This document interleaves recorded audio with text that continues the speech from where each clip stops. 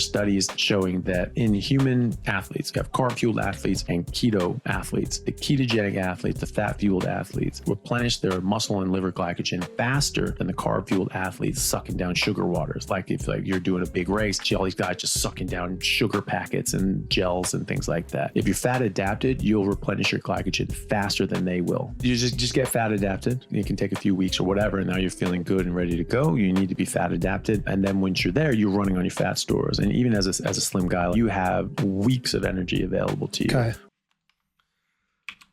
How do you feel about that? Well, let's face it. He's definitely trying to sell something. He has a pretty big following. So. I'm sure he does, because he's saying something controversial. Listen, what he did say correct is fat adaptation. And fat adaptation, what we call, is a periodization of the way you're training before you finally get to the final event.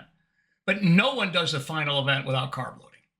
Okay, so what you do, you end up being able to run better on, you'll run on a lot of fat, because what you did during times you don't have hard training, like if you're training 3 or 4 hours a day, will put you in certain situations, but you're not going all out.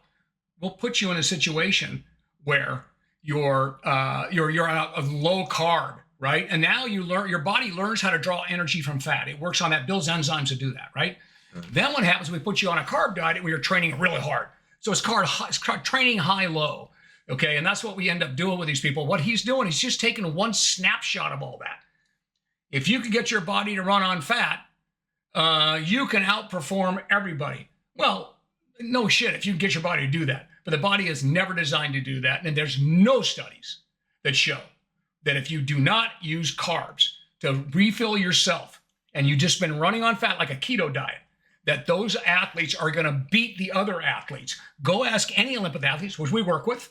Go ask everyone that when we carb load, we tell people in the off season, try fat adaptation.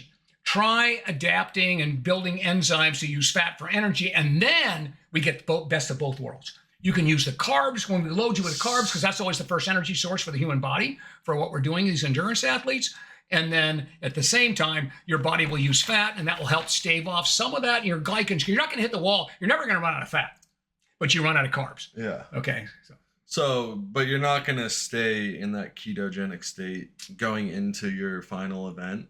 Like no, you're gonna, so you're saying you're gonna end up in a ketogenic effect once you drain all your carbs. Right, but you want to stave that off. What you're saying is you train fat adapted, and then when you're you get ready before, no matter what happens, we always finish. And listen, I work with all the top athletes, so we always finish with putting carbs back in at a full load. We obviously, and forget about bodybuilders getting for a show. You know, the carbs go all the way down. You're basically the last few weeks, you're on death days and.